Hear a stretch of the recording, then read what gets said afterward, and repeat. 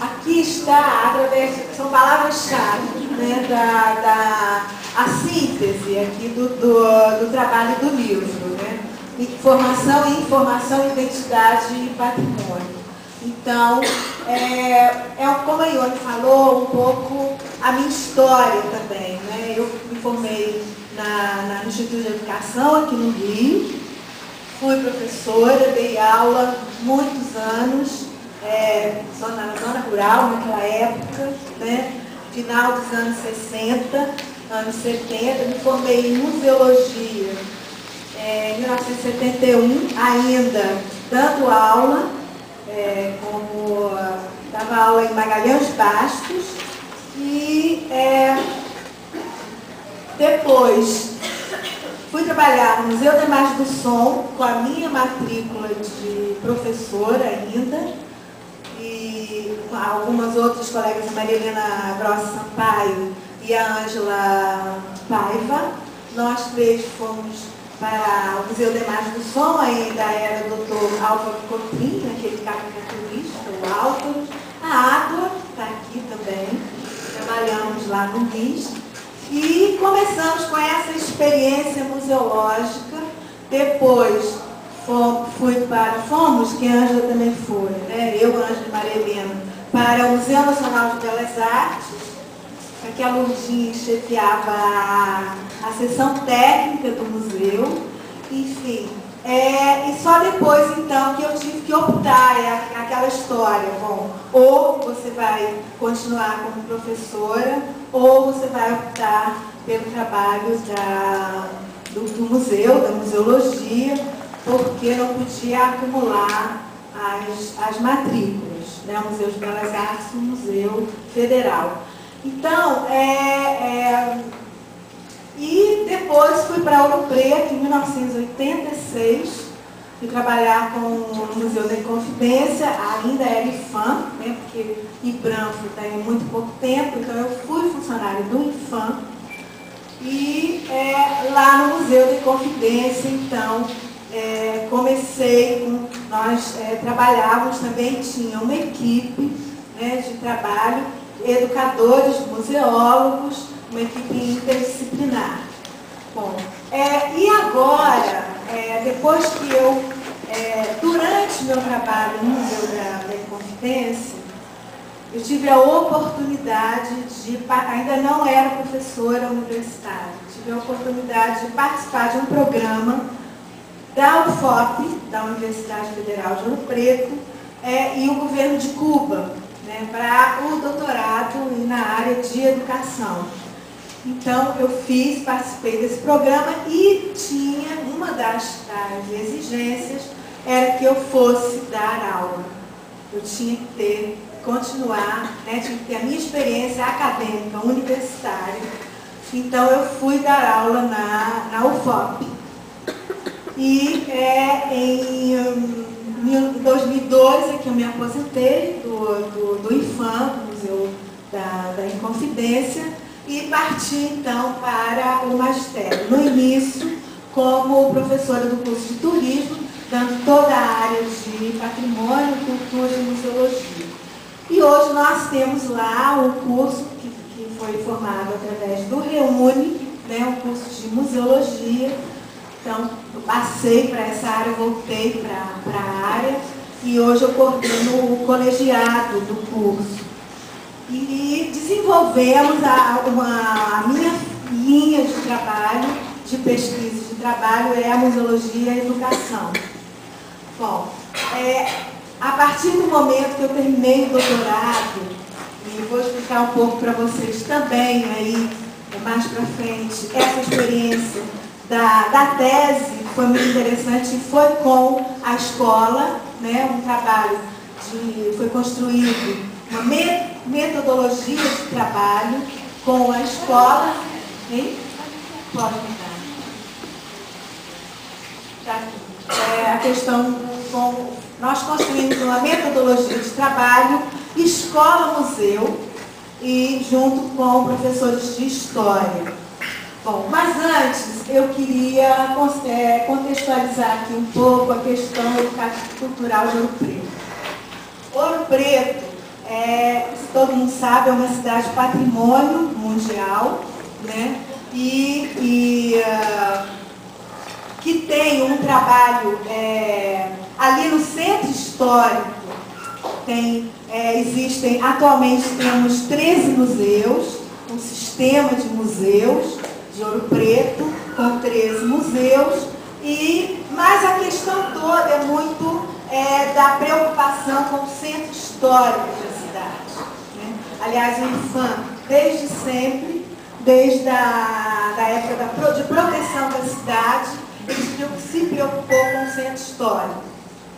Bom, aonde fica o Museu da Inconfidência, que é um ícone para a cidade, e do outro lado, em frente, o Palácio dos Governadores, que é outro ícone, e está hoje o Museu de Ciência Técnica da Escola de Minas, também com toda a sua tradição do século XIX. Mas é uma cidade turística que engana muito, muito. Por quê? Porque a maioria da população da cidade, como eles chamam os nativos, é de baixo poder aquisitivo. Ouro Preto não é uma cidade rica. A UFOP, ela incrementa economicamente. A UFOP, o antigo Cefet, hoje é IFMG. Então tem uma universidade, um curso superior, eles incrementam economicamente a cidade. Quando tem greve, a cidade fica ressentida, muito ressentida. É uma cidade cuja maioria da população tem baixo poder aquisitivo.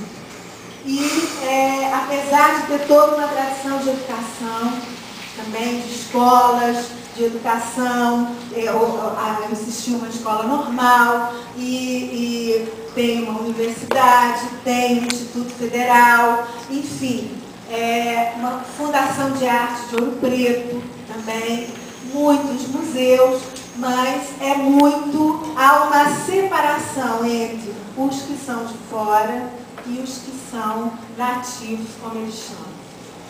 Então, o Museu da Inconfidência ele tem um papel fundamental na cidade. E como ele é um museu federal, ele sempre teve equipe, né? Sempre teve equipe de museólogos, equipe de educadores, uma área pedagógica atuante e sempre esteve também com projetos, inclusive, premiadíssimos. O projeto Girassol foi um projeto premiado no Ministério da Saúde, que trabalha com inclusão social de pessoas com problemas emocionais, afetivo-emocionais.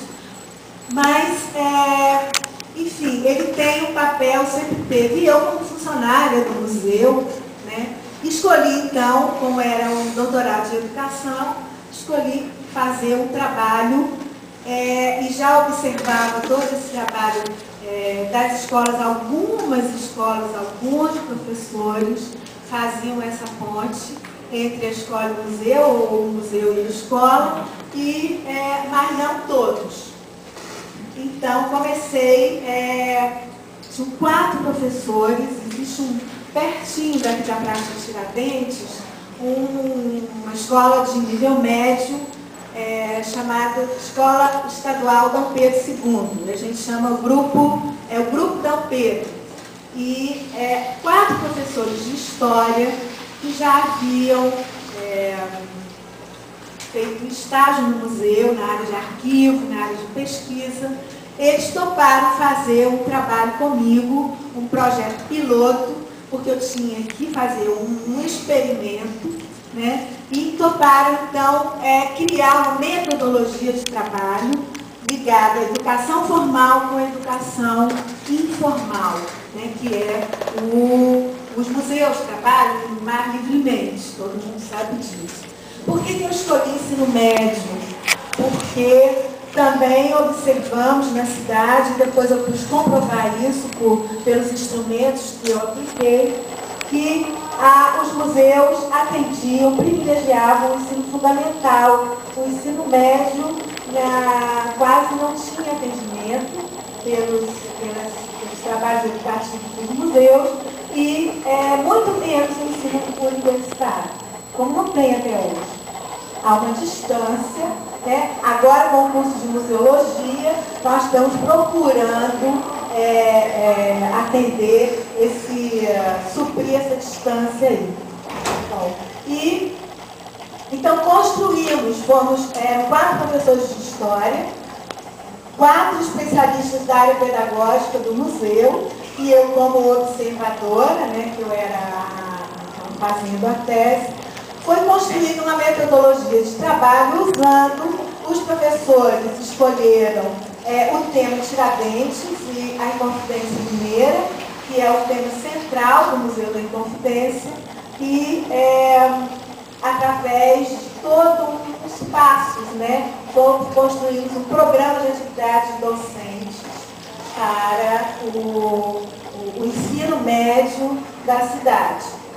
E aplicamos esse programa com a turma de 2ª série da Escola Dom Pedro, com uma das professoras que trabalhou conosco, a Ângela Xavier, que é contadora de história, é artista plástica, então tem todo um approach também com a cidade e com o museu. Bom, meio que para encurtar a história, deu super certo, foi muito interessante esse trabalho, e fizemos 1 mês de aplicação, e eu apliquei instrumentos antes, durante e depois, e foi realmente um resultado superior, né, na qualidade, tanto a qualidade do ensino, quanto o atendimento da área pedagógica. Utilizamos as atividades que eram oferecidas pela área pedagógica do museu. Os professores tinham escolhido, eles conheceram todas as áreas do museu, inclusive reserva técnica, que são áreas que normalmente não se levam pessoas, né, leigas, né?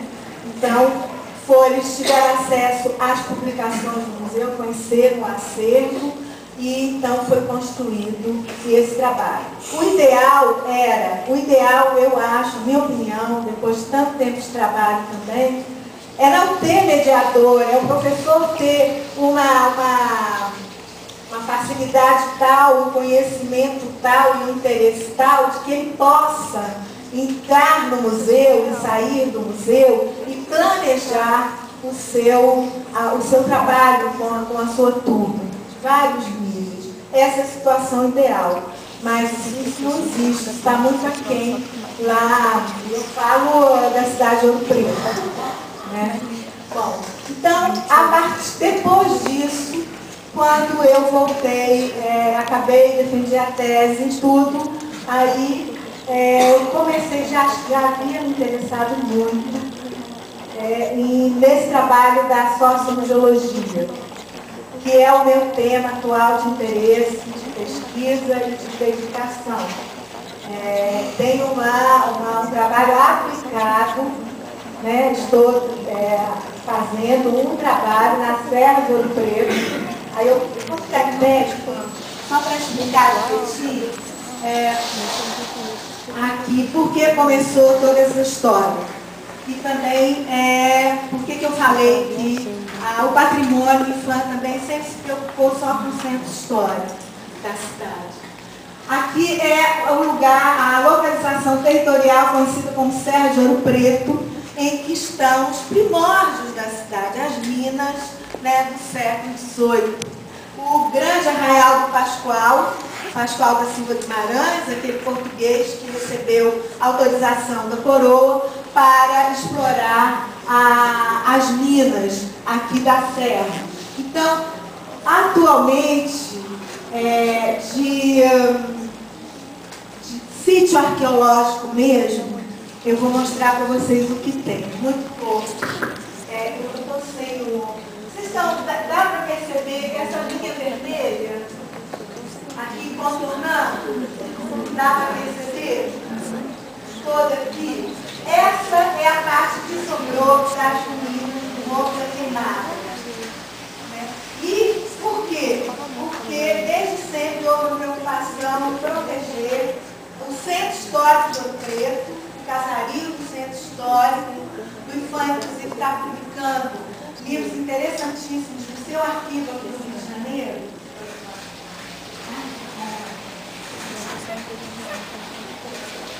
Aqui, essa parte toda vermelha aqui, ó, é o que restou, né, o que das ruínas do Morro da Queimada, originais. Né? Mas isso tudo, gente, é literalmente um grande sítio arqueológico, que da década de 40, 50 do século passado para cá, foi sendo ocupada por, inclusive, incentivo das autoridades locais, da Câmara de Vereadores. Então, tem toda uma população aqui. Aqui é o Morro da Queimada, propriamente dito. Vamos subindo da Santana, São João, onde tem a capelinha de São João, aqui, e onde chegaram os bandeirantes, né, foi rezada a missa, o Padre Faria, quando chegou Antônio Dias aqui, acamparam, e hoje tem uma capela, e tem uma estradinha e tem um outro bairro, São Sebastião, que desce para dar na Praça de Tiradentes. Então, hoje, tudo está apensado, estima-se que não temos ainda uma estatística exata do número de pessoas, mas estima-se 12.000 pessoas nesses bairros que são sítios arqueológicos. As pessoas foram se apropriando das ruínas, das casas, né, do antigo arraial e foram se estabelecendo. Hoje a gente já conhece um pouco quem são essas pessoas. Vieram de distritos para trabalhar na agricultura, trabalhar nas fábricas da Vila Alcan, trabalhar, enfim,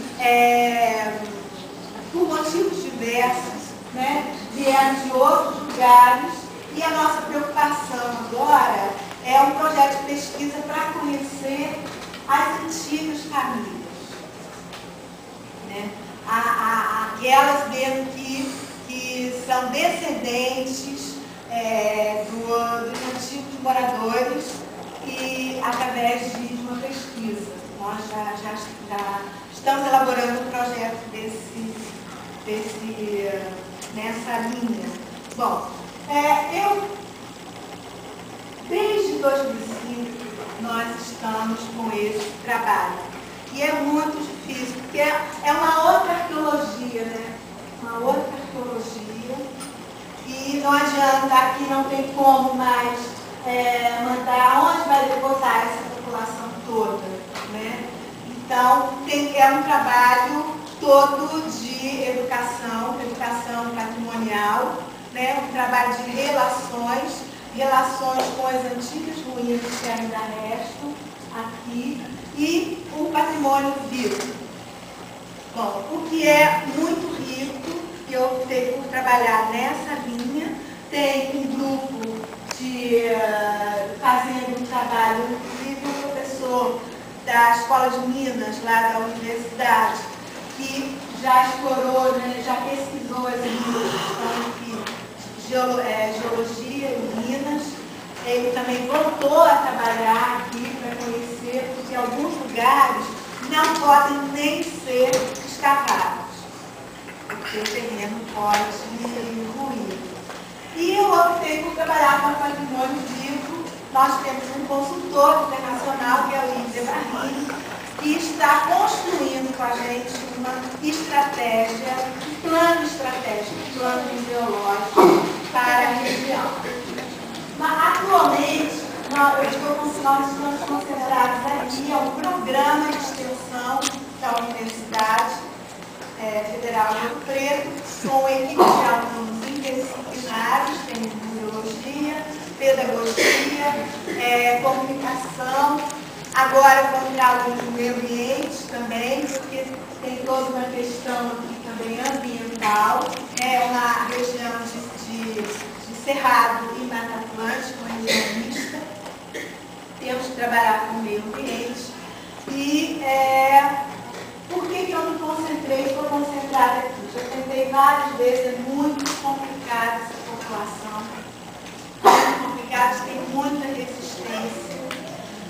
Mas nesse bairro aqui, o São Sebastião, se mostrou mais aberto, então nós estamos desenvolvendo todo um trabalho de educação patrimonial, né? E cidadania, memória, história e as relações humanas, partindo da vida deles presente, da problemática, das perguntas, como diz o Leone, atuais. Para não demorar muito. Então, bom, aqui então eu gostaria até de passar para a Ione, porque ontem nós estávamos montando o PowerPoint e estava falando, explicando para a Ione o seguinte: aqui os moradores, né, tem muita criança na região, muita criança, e é uma região também que não tem características de favela, não é favela, mas tem muito preconceito lá das pessoas que moram no centro histórico, nos bairros mais tradicionais da cidade, para com os morros. Bom, quando nós fizemos reuniões, fizemos várias reuniões, atividades, oficinas, que a metodologia de trabalho é a metodologia participativa, né? Então, o que eles demandam para nós?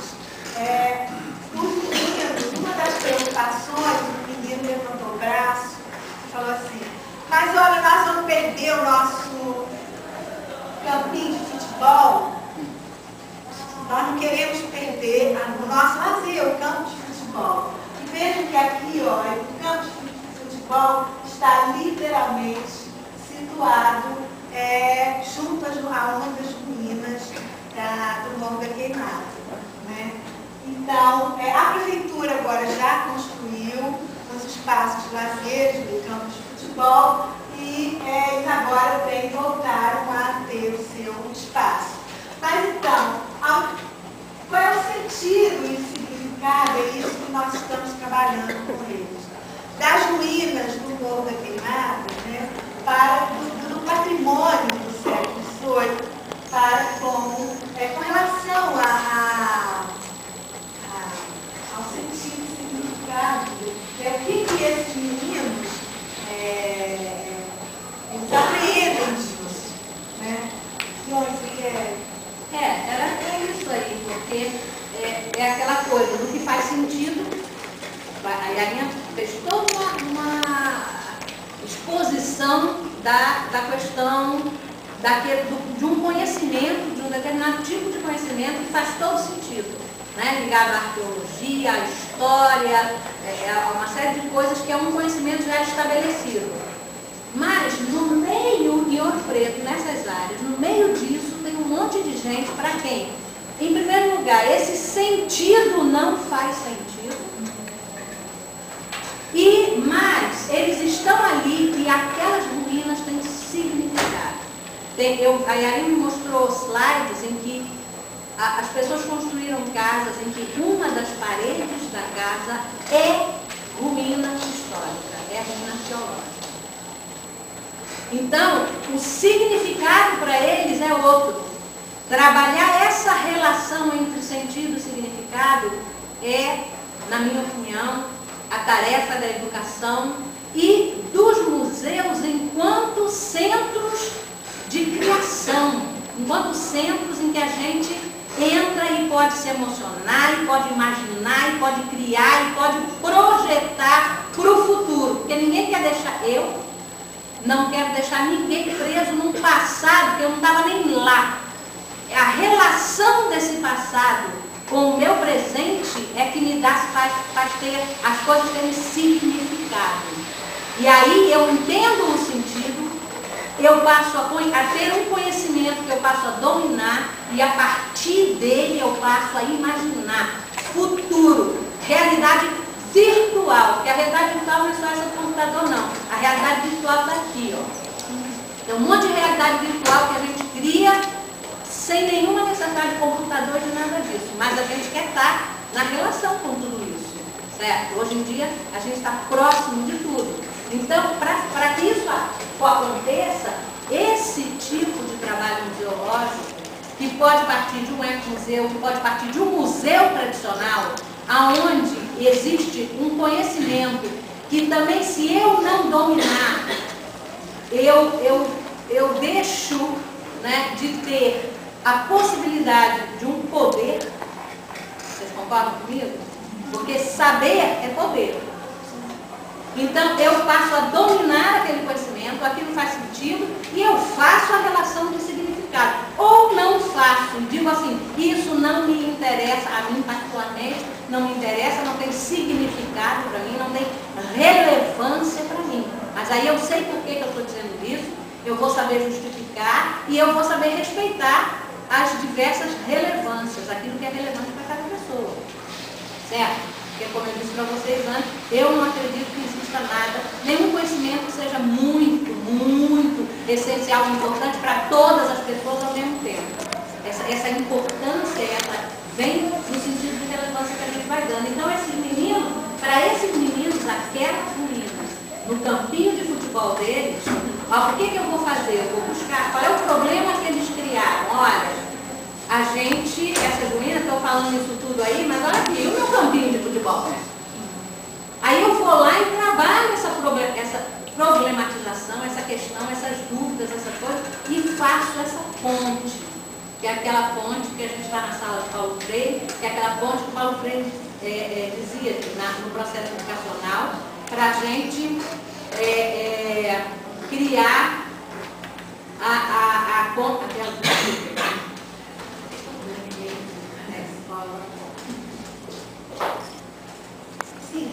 a ponte entre o sentido e o significado, entre o conhecimento que Paulo Freire falava, entre o conhecimento, né, que é mais amplo, com o conhecimento mais de uma disciplina, ou com o conhecimento de uma pessoa, com o conhecimento e a relevância que tem para uma comunidade. E é essa junção que a gente está propondo fazer a partir da dúvida, a partir da questão, a partir do problema, e aí a gente pode terminar.